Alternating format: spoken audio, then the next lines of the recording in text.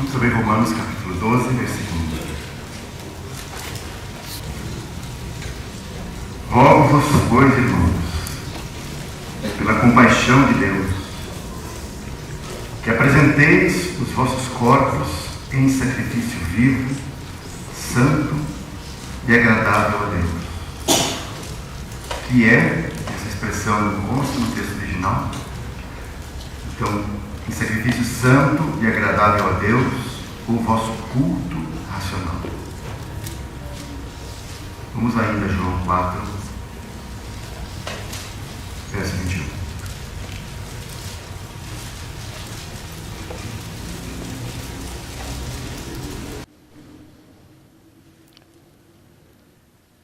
Disse-lhe Jesus: mulher, crê-me que a hora vem, em que nem neste monte, nem em Jerusalém adorareis o Pai.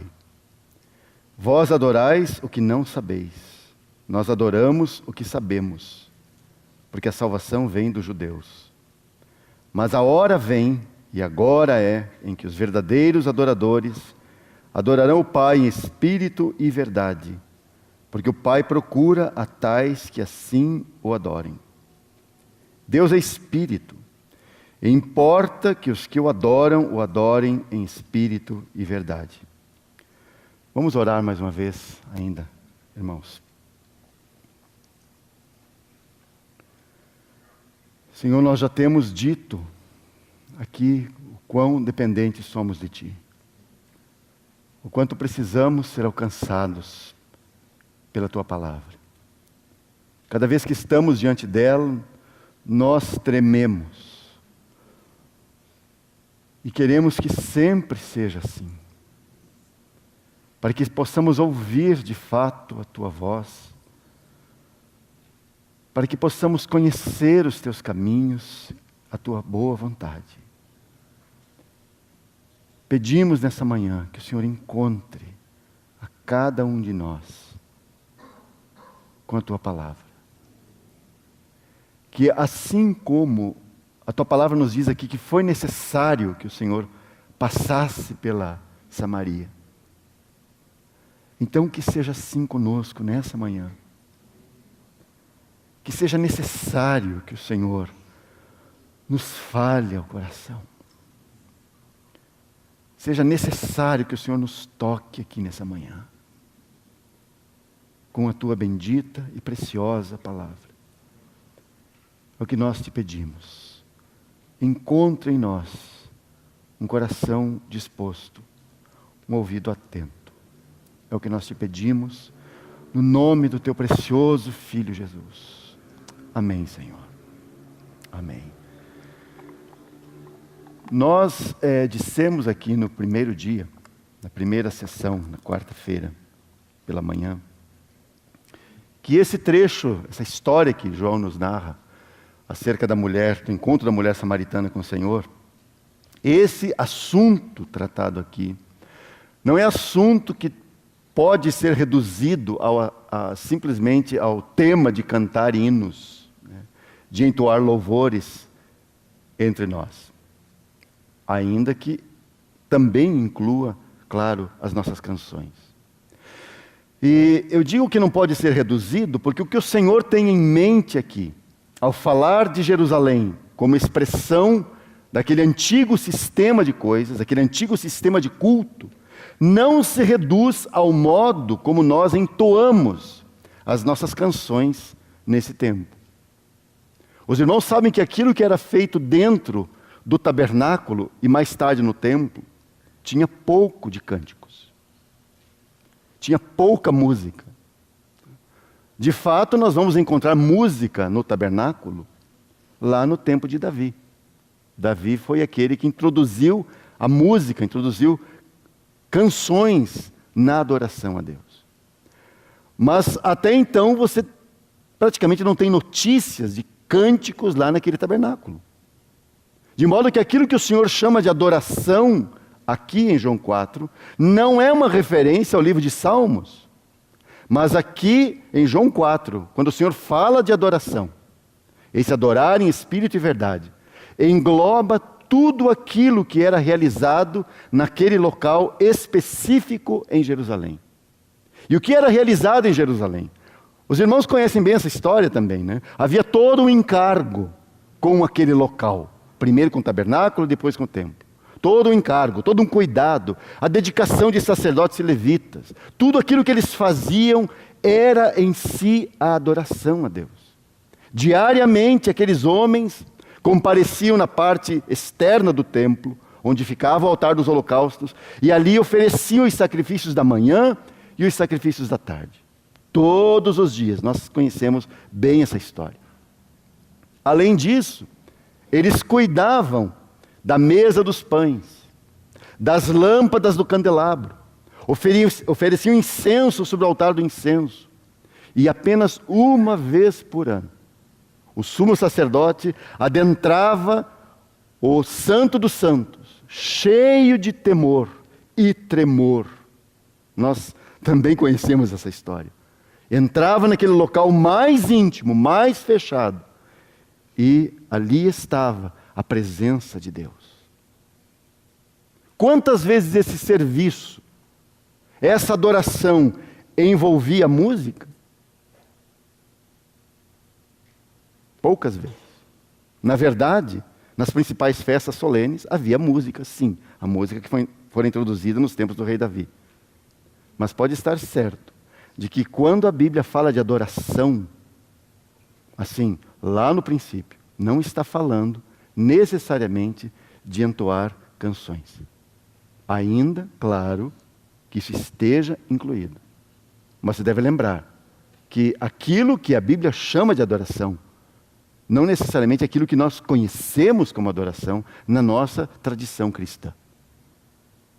Porque o que você tem ali como a adoração a Deus é todo aquele serviço. É só observar, por exemplo, o primeiro uso que nós temos da palavra principal para adoração no Antigo Testamento, no texto original, está em Gênesis capítulo 18, verso 2, e nós conhecemos essa história, esse texto já foi citado aqui, outro dia por um irmão. Ali está Abraão, assentado à porta de sua tenda, no pior calor do dia, quando ele vê 3 homens em pé junto a ele. Então ele correu para eles e inclinou-se à terra. Esta é uma atitude física, de reverência e adoração. E quem chegou ali para visitar Abraão? O próprio Deus. O próprio Deus veio visitar o seu amigo. Aí note, por favor, que nessa primeira vez que aparece a palavra adoração, que é exatamente esse ato dele se inclinar à terra, isso é adoração. Note que não há música, não há barulho algum, só o barulho dos passos apressados de Abraão ao encontro do Senhor. Só esse barulho, nenhum outro barulho. O texto original do Antigo Testamento, ele tem pelo menos 3 palavras traduzidas, que são traduzidas como adoração em português e nas nossas línguas modernas. Então tem a primeira palavra chamada abidá, aparece 6 vezes. A palavra porhan, que aparece uma vez, e shachar, que aparece 171 vezes. Então essa é a palavra principal que nós temos no texto bíblico, no texto original. Mas é interessante que o Novo Testamento, ele nos acrescenta uma 4ª palavra. Uma 4ª palavra que não é traduzida no Antigo Testamento, em nossas línguas modernas, como adoração. Mas se nós compararmos esse texto do Novo Testamento e o texto que nos fornece essa 4ª palavra com o Antigo Testamento, nós descobriremos qual o sentido espiritual exato daquilo que o Senhor considera ser a adoração. E essa palavra nova, vamos dizer, ela está em Mateus capítulo 4, verso 10. Os irmãos podem abrir aí. Mateus capítulo 4. É a passagem da tentação do Senhor no deserto. E aqui nós temos a terceira tentação, do Senhor. O diabo diz a ele, Tudo isto, verso 9, tudo isto te darei, os reinos, a glória das nações, né? Se prostrado me adorares. Então disse-lhe Jesus: vai-te, Satanás, porque está escrito: ao Senhor teu Deus adorarás e só a Ele servirás. Nós temos uma situação aqui, um papel patético do diabo, né? Aliás, é de uma petulância assim, né? Sem precedentes na história aí, né? Porque ele propõe que o Filho eterno, o Criador, ele propõe que o Filho eterno, o Criador, se prostre diante desta criatura caída e não apenas se prostre, mas lhe adore. Isso é patético, né? Então o Senhor responde assim: está escrito, ao Senhor teu Deus adorarás e só a Ele servirás. Em grego, a palavra que nós temos para adorarás aqui é proskunel, e essa palavra ela aparece em todo o Novo Testamento e é de fato traduzida como adorar ou adoração. Agora, onde está essa passagem no Antigo Testamento? Porque o Senhor falou, está escrito. Onde está escrito? Deuteronômio, capítulo 6, verso 13, e também o capítulo 10, verso 20. Mas vamos ler apenas o capítulo 6, verso 13, porque no 10, 20 é a repetição, né? Peço que os irmãos abram lá. Olha o que está escrito: ao Senhor teu Deus temerás, e a Ele servirás. Então note que o texto sagrado do Antigo Testamento diz temer. Ao Senhor teu Deus temerás. Jesus disse: ao Senhor teu Deus adorarás. E é interessante que essa palavra, no texto original, né, lá no Antigo Testamento, Deuteronômio 6,13, não é nenhuma das palavras que comumente são traduzidas como adoração para o português ou para qualquer língua moderna. A palavra em hebraico é yare, e essa palavra indica exatamente isso: é temor, tremor, estremecer, na verdade. Pois aqui, irmãos, está a segunda pessoa da Trindade, nos dizendo qual é o sentido exato, o sentido espiritual, o sentido prático de adorar. Qual é o sentido espiritual de adorar? Temor. O que está por trás de um adorador, irmãos, é um espírito temente. Teme ao Senhor. Essa palavra temor aparece no Antigo Testamento, texto original, 334 vezes. Na maioria das vezes é traduzida assim, claro, como temor ou temer. De modo que o soberano Deus, o Senhor Jesus, está nos dizendo que adorar é temer.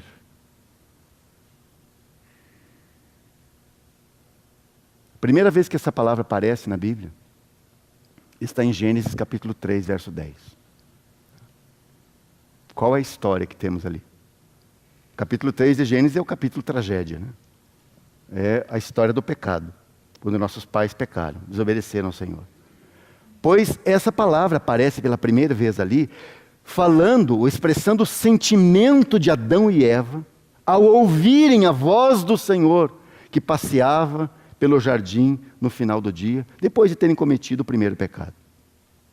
Então aquele temor que Adão teve, quando o Senhor, Adão, onde estás? E ele escondido, né?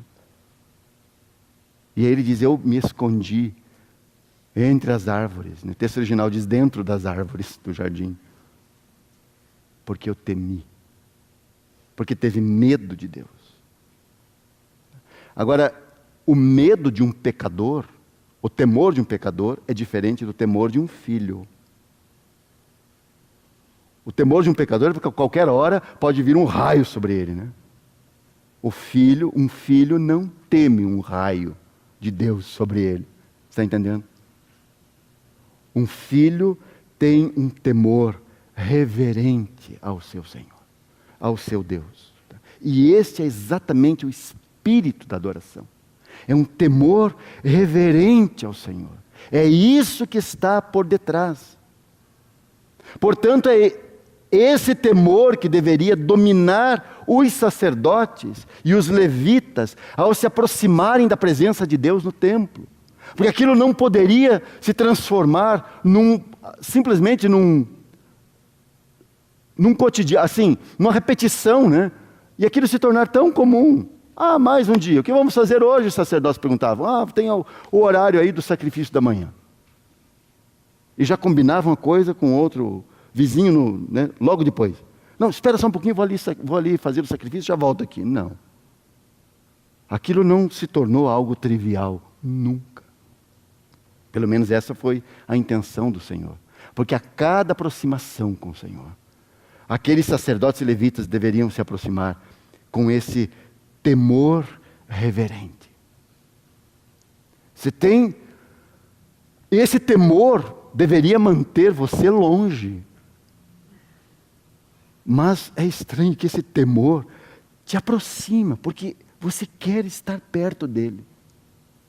Você tem muita reverência, mas você quer estar perto dele. Tão perto que você é capaz de recostar a sua cabeça no seu peito, como João fez. Lá naquela última Páscoa do Senhor com eles. Há uma reverência, há um temor, né? Mas é um temor que não afasta, é um temor que atrai. É isso que deveria dominar os corações de sacerdotes e levitas diariamente. Porque eles tinham sido chamados e vocacionados para viverem desse modo. E claro, que aquele temor os levaria ao cântico. Por isso, entoar um cântico na Bíblia é tão significativo. Que a adoração não é exatamente o cântico, mas o sentimento que está por detrás. Em espírito e verdade. E aí o Senhor Jesus diz que é essa a adoração e os adoradores que o Pai está procurando. É isso o que Deus busca. A hora vem, disse ele, e agora é, em que nem neste monte, nem em Jerusalém adorareis o Pai. Irmãos, isso é a nova aliança. Essa é a grande mudança, como compartilhava com os irmãos aqui ontem. A virada da esquina na economia de Deus. Quase 400 anos, um pouco mais de 400 anos, antes dessas palavras ditas à mulher samaritana. O Senhor falara pela boca do último profeta, a última voz da dispensação passada. O Senhor falou pela boca de Malaquias, num ambiente de muita frieza, muita indiferença espiritual, muita aparência espiritual, que são os dias de Malaquias. E o que o Senhor fala? Capítulo 1, verso 11. O Senhor diz assim: mas desde o nascente do sol até o poente, de leste a oeste, é grande entre os gentios o meu nome. E em todo lugar se oferecerá o meu nome incenso e uma oferta pura, porque o meu nome é grande entre os gentios, diz o Senhor dos exércitos. O Senhor fala isso num contexto de desvio, num contexto de indiferença espiritual para com ele. Então o Senhor fala assim: olha, vai chegar o dia em que em todo lugar se oferecerá incenso ao meu nome e uma oferta pura, porque o meu nome será grande entre os gentios. Em todo lugar se oferecerá ao meu nome incenso e uma oferta pura. Lembra da palavra do Senhor em Mateus 18, 20? Porque onde estiverem 2 ou 3 reunidos em meu nome, aí estou eu no meio deles. Você está percebendo? Aquilo que Malaquias falara 400 anos antes, agora o Senhor está aqui alardeando, dizendo aos discípulos a mesma coisa. Em todo lugar se oferecerá ao meu nome uma oferta pura. Não mais um lugar específico, sagrado, santificado, não mais uma estrutura, como eu estava falando aos irmãos aqui ontem. Aliás, nesse ponto eu gostaria de esclarecer uma situação que quando eu falei aos irmãos sobre a questão da igreja nas casas ou a igreja no auditório, ou no salão maior, seja lá onde for, quando eu falei sobre isso, o cuidado que nós sempre precisamos ter, irmãos, é de não transformarmos essas formas em dogmas, em marcas nossas. Nós reunimos num salão maior por necessidade, porque somos muitos irmãos. Nós reunimos numa casa, na sala de um irmão, na casa de alguém, porque nós somos poucos irmãos. Mas nós não ensinamos, o nosso ensino não é que só acontece, o certo é o salão grande, ou o certo é a sala pequena, a sala de uma casa. Não, isso não é doutrina para nós. Lamentavelmente, o movimento de igrejas nas casas tomou exatamente esse caminho. É dogma, é doutrina. Irmãos, eu sei que preciosos irmãos no Brasil, ao redor do mundo, pensam assim. Como também no primeiro século, final do primeiro século, segundo século, alguns preciosos irmãos, como eu citei Inácio de Antioquia, um dos grandes mártires da igreja, mas eles pensaram coisas erradas. Eles pensaram em soluções erradas. E o que está no coração é sempre assim, nós queremos salvar as coisas. Nós queremos resolver as coisas. Muito cuidado com as soluções que nós temos. Precisamos tomar cuidado com elas. Porque em pouco tempo nós transformaremos as coisas que são a solução momentânea. Nós fazemos assim por causa da necessidade que nós temos. Mas nós acabaremos por transformar aquilo com o tempo. Se isso não for bem esclarecido, nós transformaremos aquilo num ensino, numa marca nossa. Que o Senhor nos livre, irmãos, de termos essas coisas como marcas. O Senhor nos livre a todos. Graças a Deus pelas salas onde os irmãos se reúnem. Graças a Deus pelas casas que abrem as suas portas para os irmãos se reunirem. Que bênção extraordinária. Mas não vamos tornar essas coisas marcas do nosso, entre aspas, movimento que pode se transformar. Como aqueles que começaram o denominado movimento da igreja nas casas, não pretenderam que se transformasse num movimento, mas se transformou. E com dogmas agora, que se você não se adequar a esse molde, você está fora, você não é igreja. Quão perigoso é isso. E tudo que importa, como compartilhei com os irmãos também ontem, é apenas a presença do Senhor entre nós. Porque a presença do Senhor entre nós, ela vai colocar a ordem, irmãos. Então tudo aquilo que é assim, tudo aquilo que em nós há uma tendência para o desvio, para nos desviarmos, né, e corrompermos e degenerarmos as coisas, irmãos, todas essas coisas serão corrigidas pela presença dele entre nós. Por isso é tão admirável quando Paulo vai tratar dos problemas em Corinto. Irmãos, qual é o assunto de Corinto? Qual é a solução para todos aqueles conflitos e complicações que você tem naquela assembleia? A solução não é um acordo fraterno. A solução é Cristo Jesus. Só Ele. Porque se nós nos voltarmos para Ele, se Ele for tudo que nós temos, irmãos, todas as coisas ficarão em ordem. Tudo será ordenado segundo a sua mente. Então, desse momento em diante, né, esse marco que nós temos aqui, essa virada da esquina, agora é qualquer lugar, qualquer hora, 2 ou 3, reunidos ao redor do nome dele, e incenso e uma oferta pura serão oferecidas a ele. Todas aquelas coisas que você tem do velho sistema eram só sombras. O lugar e o mobiliário, tudo sombras, todas sombras. Agora é tudo em espírito. Portanto, é uma adoração espiritual. Não mais com toda aquela decoração, símbolos e objetos, para prender a atenção dos adoradores. Mas agora, em verdade, ou seja, com realidade. Aliás, aqueles tipos, figuras, ilustrações, eles são como os brinquedos que os pais usam e livros ilustrados que os pais usam para ensinar e entreter as crianças, para prender a atenção delas. Tudo aquilo faz parte do jardim de infância espiritual. Aquelas sombras todas, aquelas figuras todas. Então elas são úteis por um certo tempo. Porém depois, quando a infância acabou, algo novo e experimental precisa tomar o lugar. A realidade precisa vir. É isso que o Senhor está dizendo. Mas a hora vem.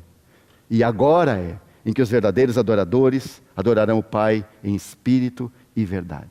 Não mais nas sombras daquele antigo sistema, mas na verdade, na realidade das coisas. Porque o Senhor nunca pretendeu que aquele sistema, aquilo tudo fosse a coisa final, que aquilo fosse um fim em si mesmo. O Senhor nunca pretendeu isso. E a prova disso, nós temos 2 sinais de que o Senhor nunca pretendeu que aquilo fosse assim, aquilo fosse a coisa, o produto final. A primeira prova foi a permissão de Deus, que aquela casa esplêndida e gloriosa, construída por Salomão, o Senhor permitiu que aquela casa fosse destruída por um rei pagão, precisamente no dia 9 do 5º mês, do ano de 586 antes de Cristo. Dia 9 do 5º mês. Se você voltar na história e pesquisar na Bíblia o que aconteceu nesse dia 9 do 5º mês, você vai chegar numa noite muito triste, ainda quando os israelitas estavam no deserto.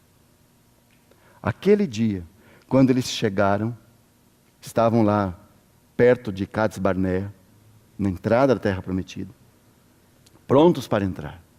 Então o Senhor ordenou a Moisés que mandasse 10 espias, lembra deles? E eles vão e espiam a terra. E irmãos, eles voltam com um relatório assim, eles dizem, a terra é boa. Realmente é tudo que o Senhor falou, só tem um problema. Nós vimos ali os gigantes, e nos sentimos diante deles como gafanhotos. E quando a maioria falou, deu esse testemunho, difamando a terra, de fato, diz que o povo levantou a voz e chorou, e alguém se levantou e falou, vamos voltar. Moisés, Arão e Deus nos enganaram, vamos voltar. E rejeitaram a terra. Aquela noite, irmãos, dia 9 do 5º mês, o Senhor nunca mais esqueceu dela. Nunca mais. Pois nesse mesmo dia, séculos depois, aquele templo, símbolo de uma dispensação, Deus permitiu que aquela casa fosse destruída por um rei pagão. Pergunto aos irmãos, para que os irmãos pensem, não teria sido mais fácil para Deus eliminar somente os israelitas idólatras e preservar aquela casa como um perpétuo testemunho? Já pensou, nós temos aquela casa até hoje, lá no monte do templo? Não teria sido mais fácil o Senhor simplesmente só destruir aqueles que pecaram? Mas aquilo foi um alerta de Deus. E o segundo sinal, para surpresa de todos, 656 anos depois desta tragédia, do dia 9, do 5º mês, nesse mesmo dia, no ano 70, depois de Cristo, um general romano põe o segundo templo abaixo. Mesmo dia, irmãos. Por isso os judeus hoje observam 3 jejuns por ano. O jejum do Yom Kippur, o jejum de Esther e esse jejum do dia 9 do 5º mês, em sinal de tristeza pela destruição dessas 2 casas.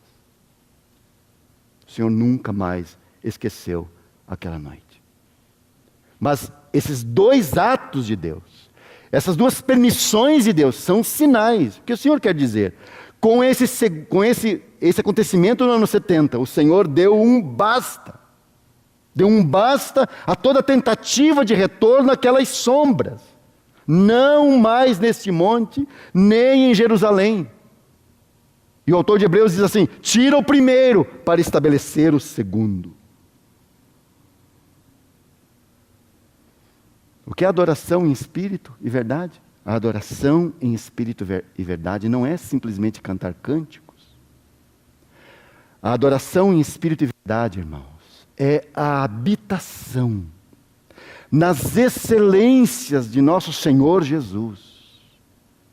A habitação nas excelências do nosso Senhor Jesus e a apreciação da graça de Deus na pessoa de seu Filho. A admiração, a contemplação dele, de tudo aquilo que o Senhor colocou em seu Filho. De modo que quando nós olhamos para aqueles tipos da antiga dispensação, todo aquele serviço que foi chamado de adoração, de quem era a ocupação de habitar na presença do Senhor e apreciar a sua pessoa divina?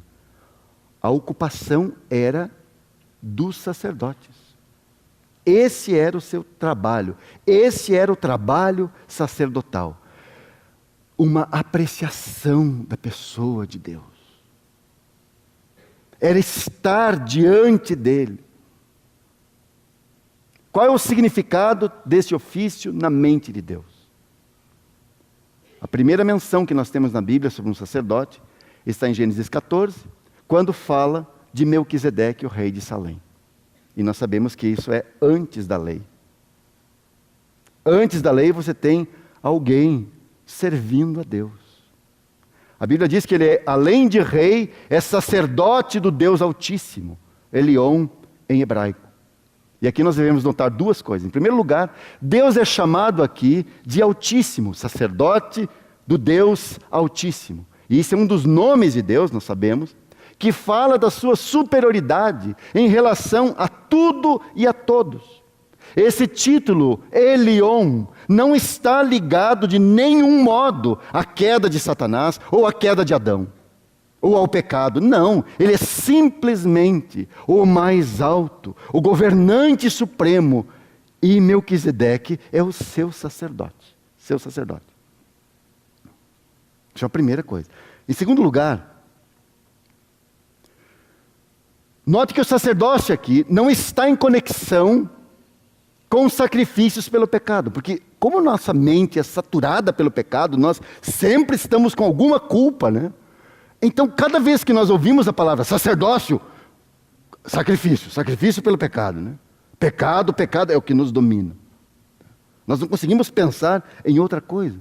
Mas na mente de Deus, irmãos, esse ofício sacerdotal não está ligado à necessidade trazida pelo pecado.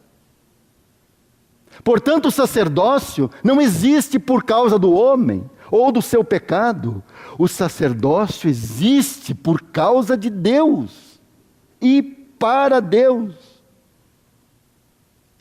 Fato é que no último livro da Bíblia, na época do reino milenar, há este ofício para os santos vencedores.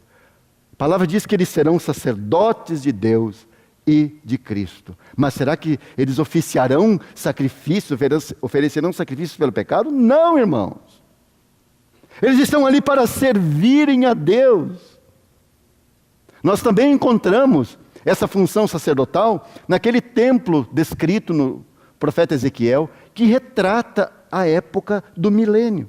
E o que você tem ali? Você tem sacerdotes. Porque a função de um sacerdote é estar diante de Deus, é servi-lo, é estar ligado diretamente a Ele. É esse o significado do sacerdócio na mente de Deus. Não há a menor necessidade, né? Sabemos, de qualquer sacrifício pelos pecados hoje. E no entanto, nós somos chamados por nosso irmão Pedro, ao escrever seu texto, segunda carta de Pedro, diz que nós somos sacerdotes de Deus. Nós não fazemos sacrifícios pelos pecados de ninguém. Não conduzimos sacrifício algum por pecados. Isso indica que somos servos dele, que estamos diante dele. Bom, a primeira menção é Gênesis 14. Depois dessa primeira, a próxima vez que esse assunto voltará ao cenário da história, então, de Gênesis 14, né, você vai encontrar a próxima vez lá na chegada de Israel ao Monte Sinai, em Êxodo 19. Lembra disso? Ali Deus deixa muito clara a sua intenção com toda aquela nação. Guarde bem essa expressão. Com toda a nação, não com alguns. E o Senhor diz assim, no capítulo 19, verso 6. Vós me sereis um reino sacerdotal e o povo santo. Um reino de sacerdotes. Agora, observe bem essa palavra. Vós me sereis um reino sacerdotal. O maior privilégio, irmãos, foi dado a essa nação. O que é um sacerdote? É alguém que vive diante de Deus. É alguém que pode ouvir o Senhor. E isso é tremendamente importante. Por isso, quando nós chegamos logo ao capítulo 20 de Êxodo, que foi o grande dia do encontro deles com o Senhor, Deus fala com eles diretamente. O texto nos diz assim: então falou Deus todas essas palavras, dizendo. Ora, se a intenção pura do Senhor é que todos eles sejam sacerdotes, então Deus é coerente com isso. E aí Deus começa a falar os chamados 10 mandamentos iniciais. E quando o Senhor terminou os 10 mandamentos iniciais, diz o texto que o povo sentiu medo. Retirou-se e pôs-se de longe. E então pediram para que Moisés lhes retransmitisse as palavras de Deus. Eles falaram assim: fala tu conosco e ouviremos. E não fale Deus conosco para que não morramos. Irmãos, isso é um triste episódio, porque o querer de Deus é falar com os seus diretamente. Nenhum intermediário. A sua vontade é que cada homem, cada mulher ouça a sua palavra. Porque todos foram chamados para serem sacerdotes de Deus, podendo ouvir sua voz. De modo, então, que aquilo que era para ser o privilégio de todos, agora passa a ser de poucos. Uma tribo apenas, a tribo de Levi. Por isso, no capítulo 28, Deus escolhe uma das famílias de Levi para lhe administrar o sacerdócio. Note que não é primariamente para o povo, né, então que eles vão servir, mas é para Deus. E você vai encontrar essa frase dizendo no texto lá: para me administrarem o ofício sacerdotal. Essa frase aparece 6 vezes no livro de Êxodo. Portanto, é um serviço para Deus e diante dele. E se nós seguirmos no livro de Êxodo, nós notaremos que o Senhor dá as instruções detalhadas para a confecção de um tabernáculo onde esses seus sacerdotes lhe serviriam. Aí chegamos ao capítulo 32. E ali nós temos um triste episódio, onde a separação dessa tribo do restante do povo se torna assim muito marcante. Depois de eles terem rejeitado o seu sacerdócio, os israelitas se entregaram à idolatria e à carne. E aí você vai encontrar eles ao pé do Monte Sinai, enquanto Moisés está ouvindo o resto da lei, recebendo o resto da lei, o povo está lá fazendo uma festa pagã, adorando o bezerro de ouro. Rejeitaram o seu sacerdócio. Quando rejeitam o seu sacerdócio, eles se entregam àquilo que não é. Se entregam à vaidade, se entregam àquilo que meramente dá prazer. Essa é a história de sempre. Se você rejeita essa sua posição diante do Senhor, se você não vive de acordo com esse chamado de Deus, pode estar certo que você encontrará alguma vaidade para correr atrás. E essa será a sua vida oca e vazia e sem sentido. E sempre com aquela angústia: o que será que eu posso fazer agora para preencher aquilo que eu estou, esse vazio que eu estou sentindo? Moisés desce do monte, vê aquela cena de horror, e então, em pé, na porta da sua tenda, ele diz assim: quem é do Senhor, venha a mim. Então se ajuntaram a ele todos os filhos de Levi. E o Senhor deu uma ordem a eles: agora cada um põe a sua espada sobre a sua coxa e passem pelo arraial de porta em porta. E mate cada um a seu irmão, e cada um a seu amigo, e cada um a seu vizinho. Você já pensou que ordem, irmãos? Eles prontamente obedeceram a palavra do Senhor. E naquele dia, cerca de 3.000 homens foram mortos. Que encargo terrível. Eles eram do Senhor e para o Senhor. Se eles fossem meramente para o povo, então eles não iriam cumprir essa ordem. Não, peraí, Senhor, não. Senhor, é o teu povo que está aqui. Como vamos matar os nossos irmãos? Senhor, não podemos cumprir essa ordem, porque eles intercederiam por seus irmãos. Mas aqui está a confirmação da separação deles para Deus. Consagrai hoje as vossas mãos ao Senhor, foi a palavra de Deus para eles. Aquelas mãos que agora cortavam seus irmãos, seus amigos e seus vizinhos, estavam nessa obediência, sendo consagradas ao serviço para o Senhor. Porque a obediência ao Senhor, irmãos, ela está acima dos sentimentos que nós temos uns pelos outros. Às vezes nós estamos tão ligados uns aos outros. E achamos até que isso seja o amor, agape, né? Na verdade são tantos laços emocionais que nos fazem fechar os olhos para tantas coisas erradas que acontecem entre os filhos de Deus. E nós acabamos por fazer de conta que não vemos o que está acontecendo. Ah, irmãos, um sacerdote é sempre para o Senhor. É sempre para os seus interesses. Portanto, se há alguém que vai representar e que vai cuidar dos interesses do Senhor, este alguém é o sacerdote. Ele está ali para representar a Deus, custe o que custar. Quantas vezes nós não conseguimos seguir em frente na caminhada cristã porque nós estamos amarrados e presos por laços humanos? É óbvio que o Senhor quer que nós tenhamos, que nós amemos uns aos outros, que nós sirvamos uns aos outros. Mas muito cuidado, irmão, para não cair num laço, de fechar os seus olhos para aquilo que os seus irmãos fazem e ser desleal para com o teu Senhor. Você, sendo um sacerdote de Deus, você representa os interesses de Deus e não os interesses dos seus irmãos, dos seus amigos. Você precisa estar sempre com a espada na sua coxa. Você não precisa sair matando a todos, né? Mas isso é um lembrete de que a sua lealdade é para com o Senhor. Aquela espada na coxa lembra que você é leal ao Senhor. E sendo leal ao Senhor, você pode sim ser leal aos seus irmãos, mas nunca contrariando os interesses dele. Jamais.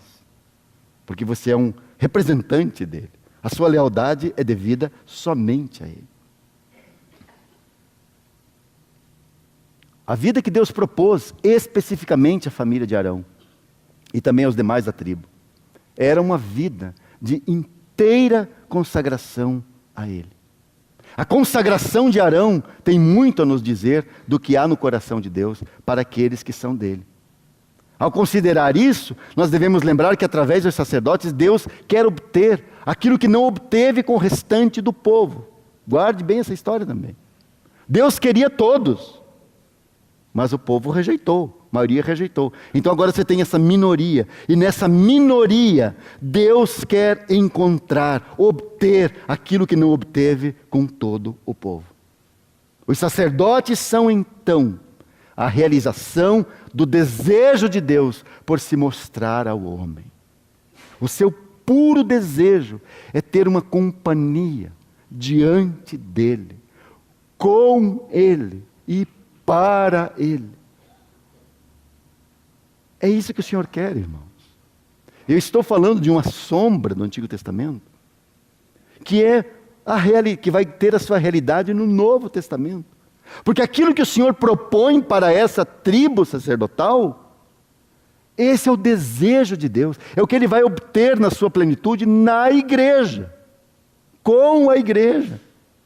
Porque na mente de Deus, o que é a igreja? A igreja é a companhia de pessoas exatamente com esse mesmo grau de comprometimento, de consagração com o seu Senhor. Esses estão ali para estarem diante dEle, com Ele e para Ele. Por isso, quem é do Senhor, venha a mim, disse Moisés naquele dia. Os homens mais privilegiados em todo Israel eram os sacerdotes e seus auxiliares, os levitas. Porque ninguém podia adentrar na presença do Senhor. Então, que honra e que privilégio eles tinham. E eu fico imaginando Davi de olho naquele serviço todo. E o Salmo 84, que foi escrito por Davi, parece que nos mostra o coração, como o coração dele fervia. É como assim, como eu queria estar no lugar deles, como eu queria fazer isso daí. E então ele escreveu assim no Salmo 84: quão amáveis são os teus tabernáculos, Senhor dos exércitos.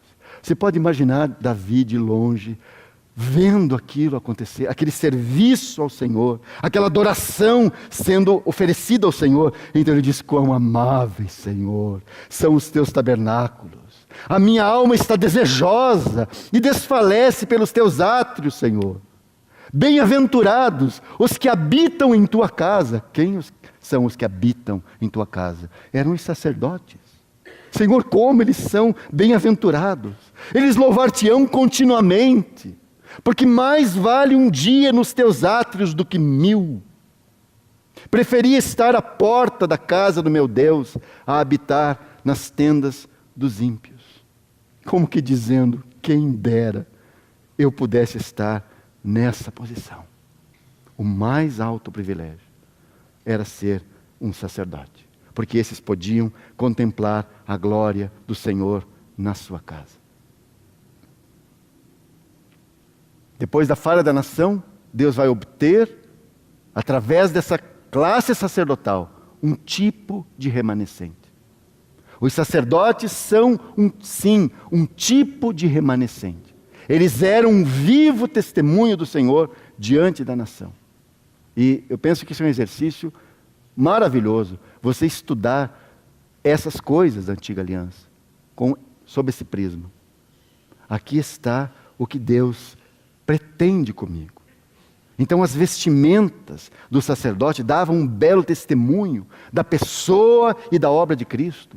Aquela bela descrição que temos das vestes sacerdotais, no capítulo 28 de Êxodo, elas nos dão uma ideia acerca da beleza de Cristo. Cada um daqueles detalhes que foram feitos, desenhados nas roupas deles, cada uma delas, irmãos, nos mostra a beleza de Cristo, as virtudes de sua pessoa estampadas naquelas vestes, porque elas revelam a grandeza do nosso sumo sacerdote, e ao mesmo tempo, elas mostram as vestes com que todos nós nele fomos vestidos, para estarmos diante de Deus, neste mesmo ofício sacerdotal.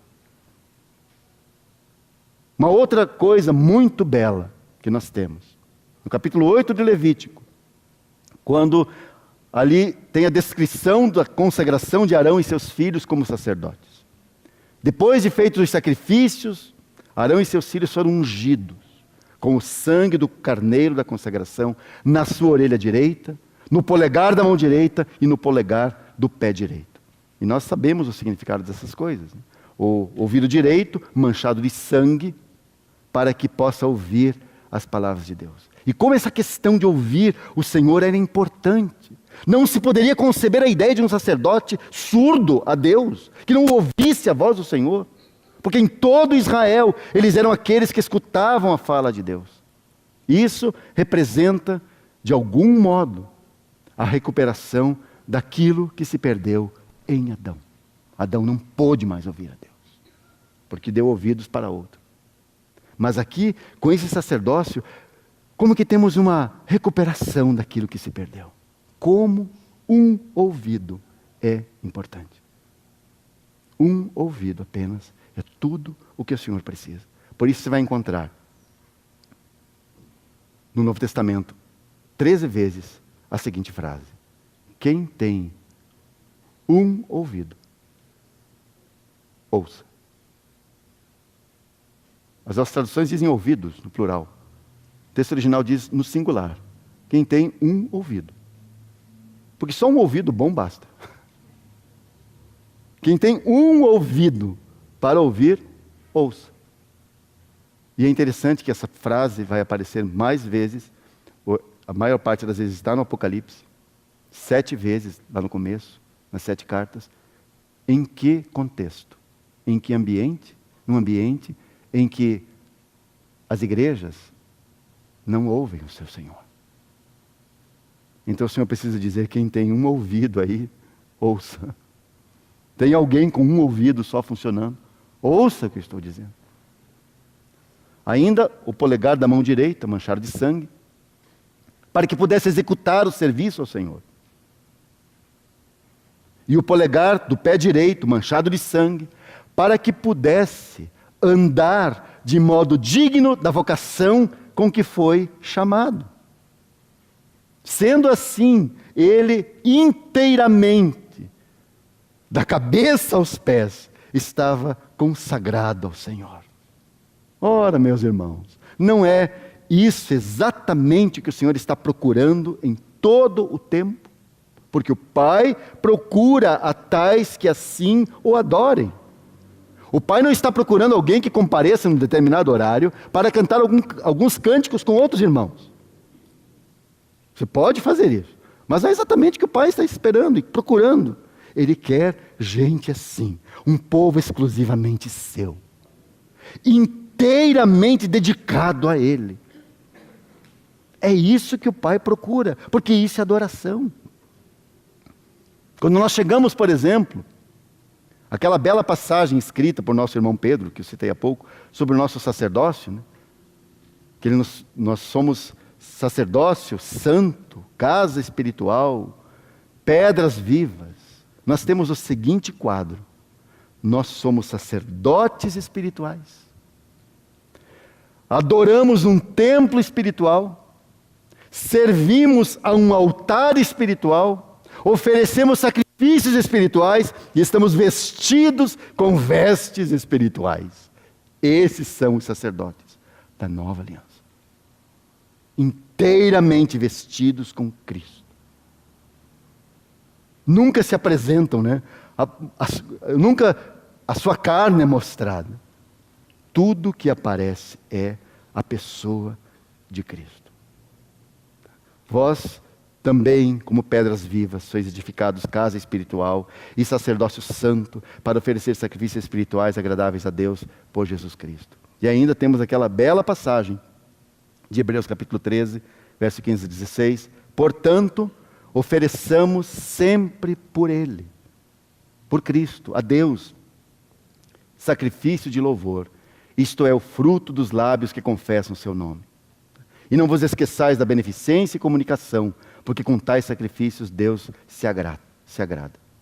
Então, em tudo que damos ao Senhor, assim, nós estamos para casa acrescentando algo a Ele? Jamais. Em tudo que damos a Ele, nada acrescentamos. Quem lhe deu primeiro a Ele, para que Ele seja recompensado? É a pergunta de Paulo em Romanos 11:35. E o autor inspirado continua dizendo assim: porque dele. Isso é 11:36, né? Podem abrir aí. Dele, e por Ele, e para Ele, são todas as coisas. Glória, pois, a Ele eternamente. Isso aqui nós conseguimos perceber, nas palavras dessa doxologia que nós temos aqui, o significado da adoração que o Pai está procurando.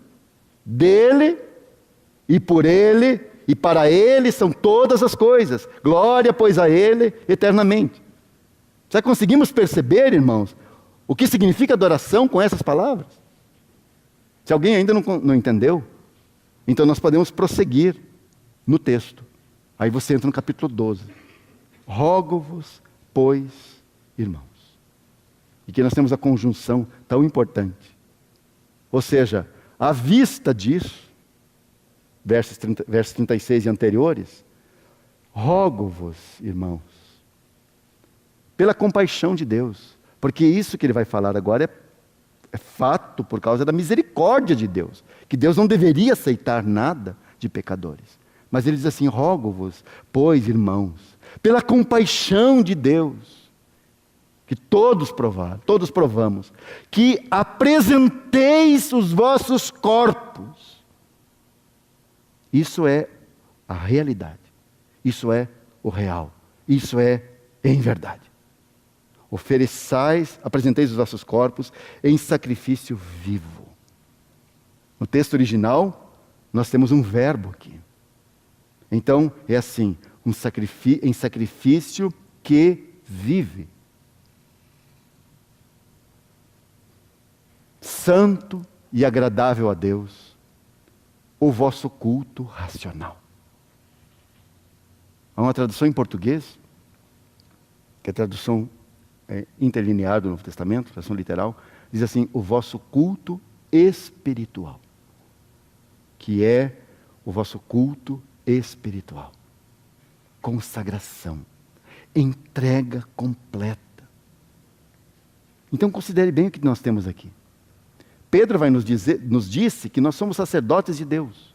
E Paulo acrescenta que nós somos também o sacrifício. Pedro falou que somos sacerdotes. Paulo diz que nós somos o sacrifício também. Que tipo de sacrifício? Um holocausto contínuo. Um holocausto que vive. Como o sacrifício do Novo Testamento é diferente do sacrifício do Antigo Testamento. O sacrifício do Antigo Testamento se consumava num só ato. No Novo Testamento é um sacrifício que vive. Porque o Senhor nos quer para Ele, junto a Ele continuamente, como um holocausto contínuo diante dEle. Ele nos quer, irmãos, de fato, em chamas no altar para Ele. Como aquela sarça ardente vista por Moisés lá no deserto, se lembra? Sempre em chamas, mas nunca consumidos. Sempre em chamas. Isso é um holocausto contínuo. Um holocausto que vive. É quase um paradoxo, né? Uma contradição, na verdade. Porque um holocausto nunca vive. Um holocausto se consome, acabou. Vira pó, vira cinza, que depois é recolhida. Aqui o Novo Testamento diz, um sacrifício que vive, continuamente queimando, em chamas para Deus. Ah, irmãos amados, o que Ele quer de nós não é o nosso trabalho. Ele quer a nós mesmos. Por isso, esse quadro tão próximo de nós, né? Num edifício eclesiástico, 1 ou 2 vezes por semana, você vai lá participar de algo, daquilo que se chama adoração, né? Irmãos, isso é um quadro um tanto equivocado. Pode ter sim adoração, expressões ali, mas isso não é exatamente aquilo que o Senhor busca. Tem a ver com uma vida inteiramente consagrada, entregue a Ele em espírito e verdade. E isso é assim, cada momento, cada hora, cada dia, toda semana, todo mês, todos os anos, é tudo para o Senhor. E isso é adoração. Portanto, nosso primeiro pensamento, irmãos, nosso primeiro pensamento na manhã, o que é? É Ele. E o nosso último pensamento do dia é Ele também. Por isso, os sacerdotes da antiga aliança tinham o sacrifício da manhã e o sacrifício do final do dia. O Senhor dominava seus pensamentos no começo da manhã e também lá estava o Senhor no final do dia. É Ele que deve ocupar todo o nosso pensamento, toda a nossa vida. E embora nós tenhamos tantas coisas para fazer, e estejamos sempre tão ocupados, tantas ocupações da mente durante todo o dia, irmãos, com todas essas ocupações, há no coração de todo redimido um anseio por estar com Ele. Que frase é aquela que nosso irmão Dena citou aqui no primeiro dia, na primeira noite, do irmão Charles Spurgeon. Onde você esteve? Eu estava lá te esperando. Perdão, A.B. Simpson. Não Charles Spurgeon, A.B. Simpson. Onde você esteve? Eu estava lá te esperando. Essa é a palavra do Senhor para cada um de nós. Todos os dias, de manhã Ele está à nossa espera. Onde você está? Porque o seu desejo é estar conosco. Irmãos, nós temos dificuldade para compreender isso. Quantos filhos de Deus tomam isso assim como uma regra, meramente uma disciplina espiritual? E eles olham para o relógio, não vem a hora de de vencer o horário. Agora acabou, Senhor. Acabou nossa sessão. É o relógio, eles são regulados pelo seu relógio. Mas, irmãos, o que nós temos, qual é o interesse de Deus? É estar conosco. Portanto, a vida de tais homens assim entregues é a oração e a adoração. Eles nem sempre estão de joelhos, né, no seu quarto, nem sempre estão em reuniões cristãs, mas deles sobe para Deus diariamente a fumaça desse sacrifício que vive, que são eles mesmos inteiramente consagrados para o Senhor. Portanto, a adoração é estar inteiramente nele e para ele. O Pai procura um povo que se deleita com Ele mesmo, que se deleita com a sua vontade. Por isso, adoração, na fala de Jesus em Mateus 4,10, é igual a temor de Deus. Aliás, Jesus foi a personificação desse princípio. Deleito-me em fazer a tua vontade, ó Deus meu. Salmo 40, verso 8. Note aqui que não há restrição alguma, mas esse é todo o seu coração para com o Pai. Deleito-me em fazer a tua vontade, ó Deus meu. Não há mistura alguma, nenhum outro interesse, Senhor, a tua vontade. Eu quero amar a tua vontade, agradável, boa e perfeita. Por isso, isso é a continuação de Romanos capítulo 12. Você tem no verso 1, esse sacrifício que vive. E no verso 2 diz assim, e não sede conformados com este mundo, mas sede transformados pela renovação do vosso entendimento, para que experimenteis. Não é para que saibais. É para que experimenteis qual seja a boa, agradável e perfeita vontade de Deus. Então, se nós apresentarmos a Deus como um sacrifício que vive para Ele, que é o nosso culto espiritual, nós experimentaremos, irmãos, essa alegria com a vontade de Deus. Senhor, a tua vontade é tudo o que me interessa, nada mais, porque ela é boa, agradável e perfeita. Eu quero terminar aqui. Irmãos, este é o terreno sobre o qual o Senhor obterá tudo de nós. E esse é o terreno no qual nós encontraremos o sentido real para o qual a nossa espécie foi colocada nesse planeta. Que nós falamos no primeiro dia. Qual é o sentido? Porque estamos aqui para sermos inteiramente dele. Irmãos, não há felicidade maior do que essa. Ser inteiramente dele. Satanás, desde o início, vem enganando a nossa raça sobre esse planeta, irmãos. Satanás continuamente vem nos enganando, nos oferecendo aquilo que é nada, aquilo que é como uma nuvem que passa.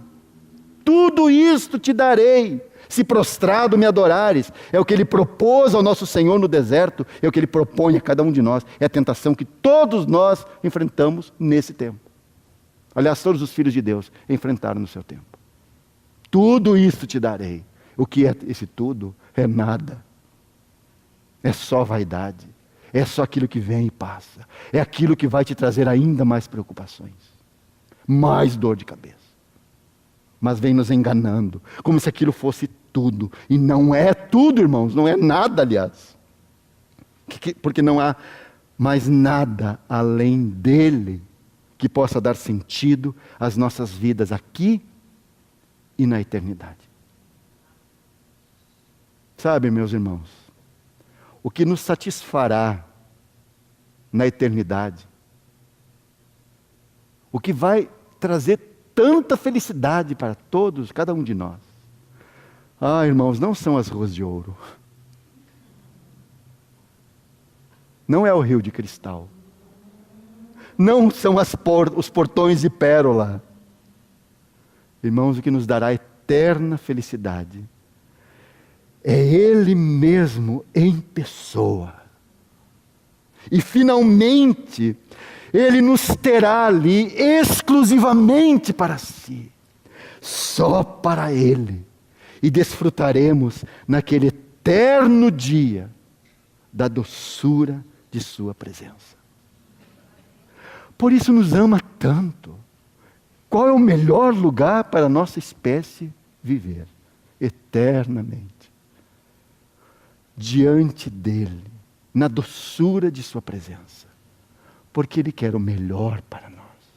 Porque nos ama. Você está entendendo? Então não deixe Satanás enganar você com essas coisas efêmeras, vazias, vaidades que vão todas acabar e já condenadas estão, porque são parte desse sistema mundano condenado pelo Senhor. Irmãos, isso é nada. Isso tudo está sob a condenação, sob o juízo já anunciado. Porque essas coisas nunca, nunca satisfarão nem a você e nem a mim. Só tem uma pessoa. A pessoa de Deus. Que nos receberá em glória naquele dia. O que o Senhor busca nesta adoração em espírito e verdade é assim. Uma companhia de gente ocupada com Ele. Ou falando de outro modo, um povo ocupado com uma correta apreciação e apreensão de Cristo. Isso é adoração. Então aqui você provará um pouco da doçura do céu, da doçura de sua presença. E ficará contando as horas para estar com Ele. Agora nós podemos entender porque tantos santos no passado, quando recebiam a notícia que estavam à beira da morte ou prestes a morrer, isso lhes dava maior alegria.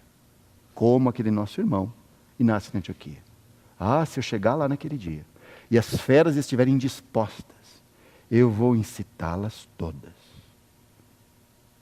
para que me devorem o mais rápido possível, para que eu possa abrir os meus olhos diante do meu Senhor. Amém, amados? Vamos orar.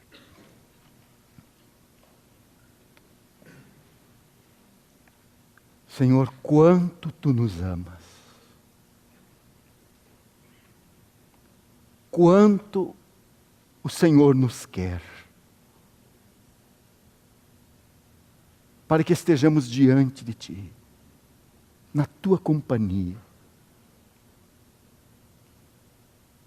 Senhor, que todos os Teus santos possam ouvir esse chamamento celestial, para estarem diante da doçura da Tua presença e provarem aqui um ambiente de céu na terra. Nós entregamos nossas vidas a Ti, Senhor, mais uma vez. Nos consagramos inteiramente a Ti. Nós queremos ser esse holocausto contínuo. esse sacrifício que vive continuamente diante de Ti, para que possamos ver a Tua glória, para que possamos contemplar a Tua pessoa, e possamos garimpar nessas Escrituras benditas as glórias e as honras de Cristo, que nos fazem ficar boquiabertos. Bendito seja o Teu nome, porque nos escolheu, nos chamou para sermos inteiramente Deus. Bendito Deus e Pai de nosso Senhor Jesus Cristo. Receba a adoração dos nossos lábios. Aleluia. Glória ao Teu nome, Senhor.